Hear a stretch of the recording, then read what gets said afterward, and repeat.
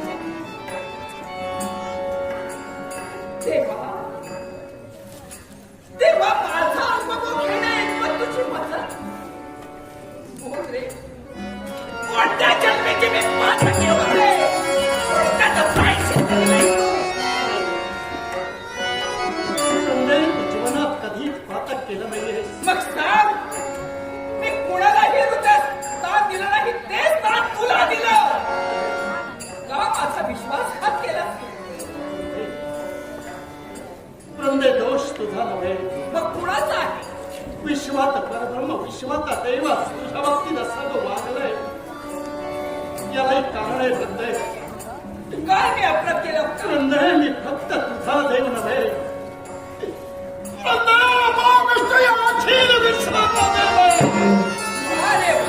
आज अखिल विश्वासाठी तर मला हे धाडस करावं लागलं.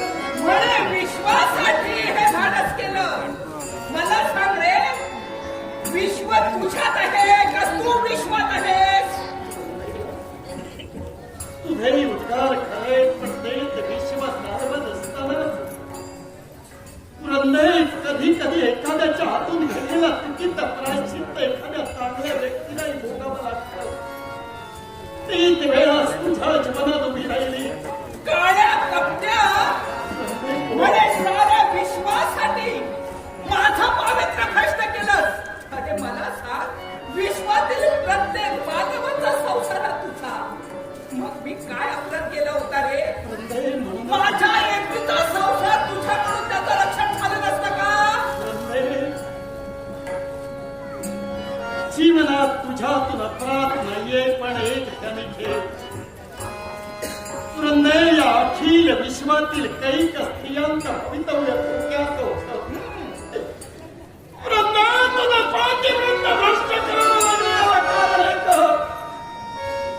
ज्याच्याशी तुझं लग्न झालं तो जलधर आज विश्वातील असंख्य स्त्रियांचं पातिव्रत्य भ्रष्ट करत होता, की त्या विश्वाच्या मायेच्या बाबतीत घडविलं गेलं.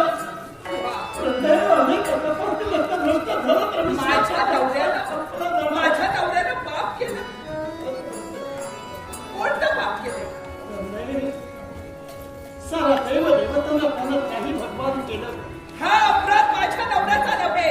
त्याही बद्दल मी काही त्याला क्षमा नक्कीच केली असती. मग सांग, माझ्या नवऱ्यानं असा अपराध कोणता केला आहे की माझा पवित्र भ्रष्ट करण्या इतपत तुझ्यावर वेळ यावी? विश्वाची विश्व माता, काय विश्व जननी, अखिल विश्वाची आई. सांग वृंदय, अखिल विश्वाच्या आईच्या पल्लवाला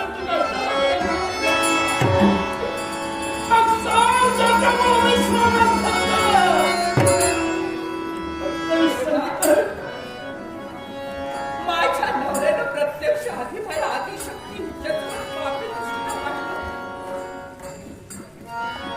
मी त्याची बायको असताना धिक्कारच होता त्याचा.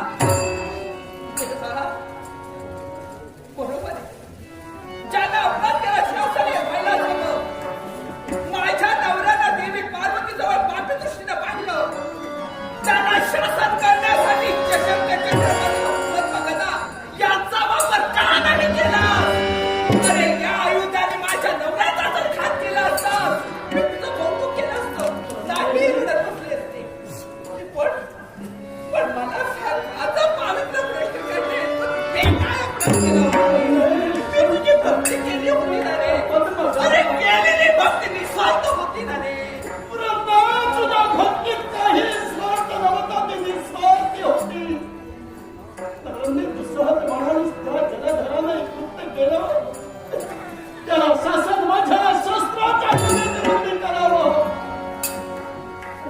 हे नियतीचा न्याय आणि काळाचा कायदा मी देवही करू शकत नाही.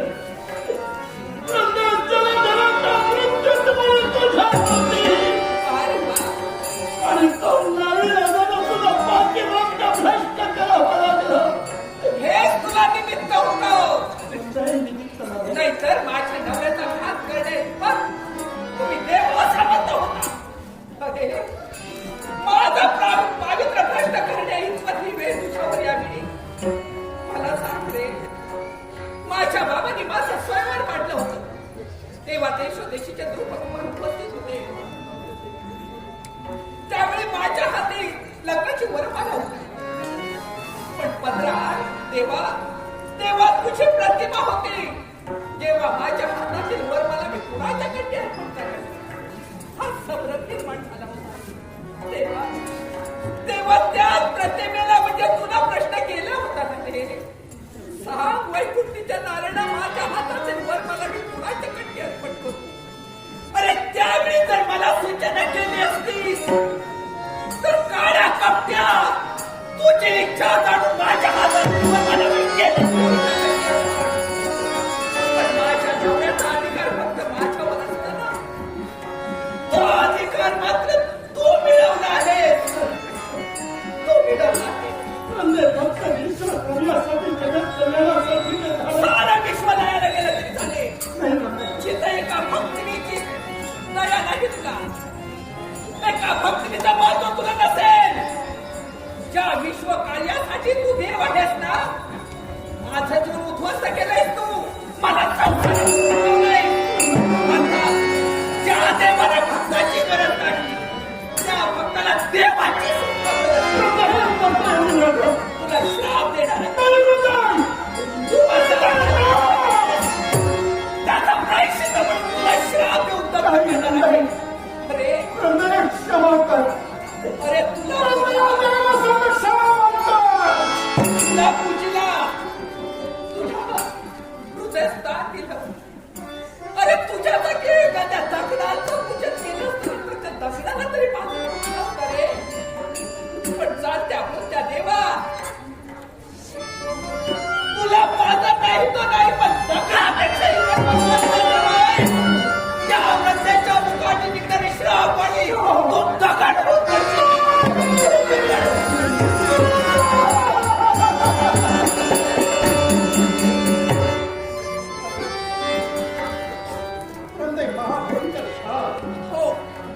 एक देव असून एखाद्या कठोर पाषाणाप्रमाणे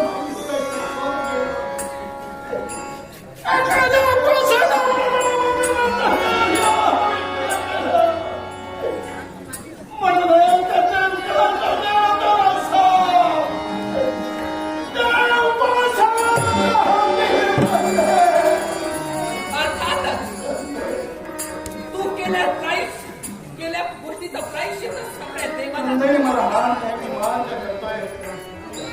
कारण एका पतिव्रतेच्या मुखातून येणारी शापवाणी ती शापवाणी खरी होणार. माझ्यासाठी नव्हे, या विश्वासाठी. शास्त्र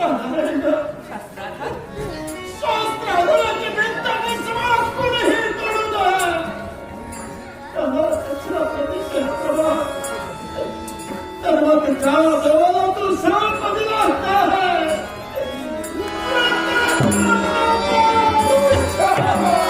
माझ्या अजाण्याला स्पर्श करण्याचा अधिकार नाही.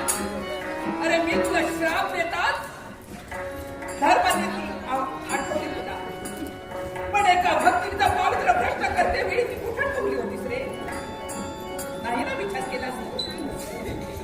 मी तुला श्राप दिलाय त्यासाठी हुशार नाही तो नाही, पण या नद्याच्या मुखाने निघणारी दुसरी श्राप विचार करते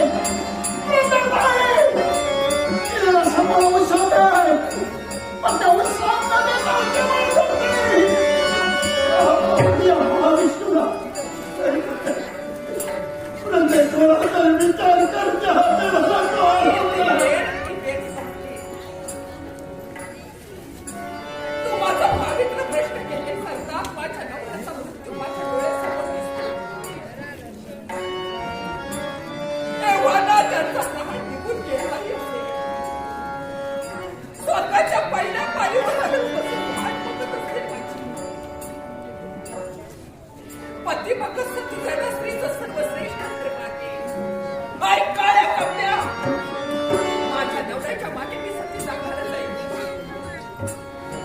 हाती गेल्यानंतर त्या चितेत प्रत्येक म्हणून चातुर्मास वेडावून पडशील.